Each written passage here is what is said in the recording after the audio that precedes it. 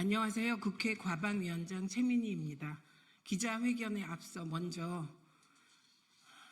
이태원 참사 희생자들에게 추모의 인사를 올리겠습니다.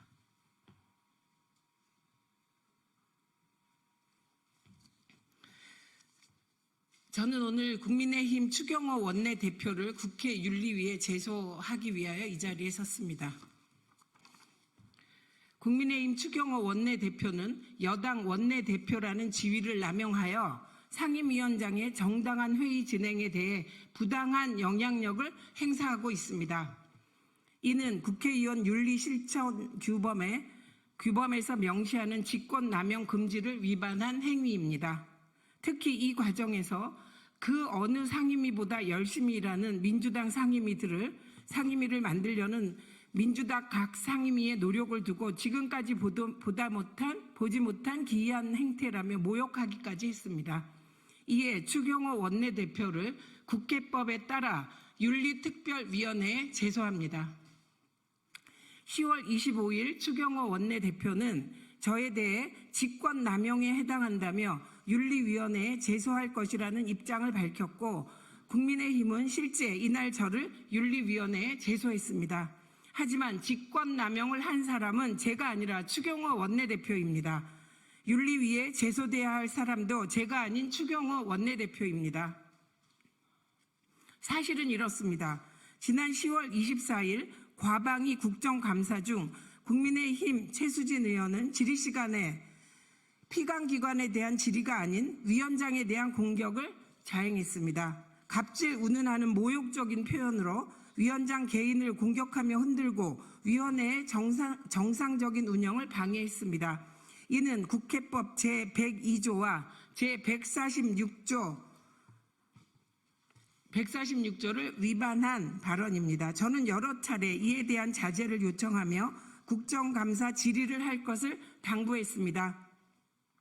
그럼에도 최수진 의원은 계속해서 위원장에 대한 부당한 공격을 지속하였고 저는 국정감사라는 본연의 역할에 충실하기 위해 국회법 제145조 제2항에 따라 최수진 의원의 발언을 금지했습니다. 국민의힘 의원들은 방송 관련 국정감사를 할 때마다 질의시간에 피감기관에 대한 질의가 아닌 위원장과 야당 의원들을 공격하는 발언을 했습니다. 갑질, 독재, 북한, 포갑적 등 모욕적인 발언을 하는 경우도 허다했습니다. 원만한 위원회 운영을 위해 최대한 인내하였습니다. 하지만 국민의힘 의원들은 마지막 방통위 종합감사에서도 또다시 위원장을 흔들고 국정감사를 방해했습니다. 이 같은 국민의힘 의원들의 행태가 22대 국회에서 가장 열심히 일하고 있는 상임위를 흔들기 위한 국민의힘 원내 전략 차원에서 벌어진 조직적 방해가 아닌지 의심됩니다. 10월 25일 법사위 국감에서 조배숙 의원을 비롯한 국민의힘 의원들이 정청래 위원장의 회의 진행을 방해하는 등 법사위에서도 비슷한 일이 벌어졌기 때문입니다. 저는 철저하게 국회법을 준수하며 회의 진행을 하기 위해 노력했습니다.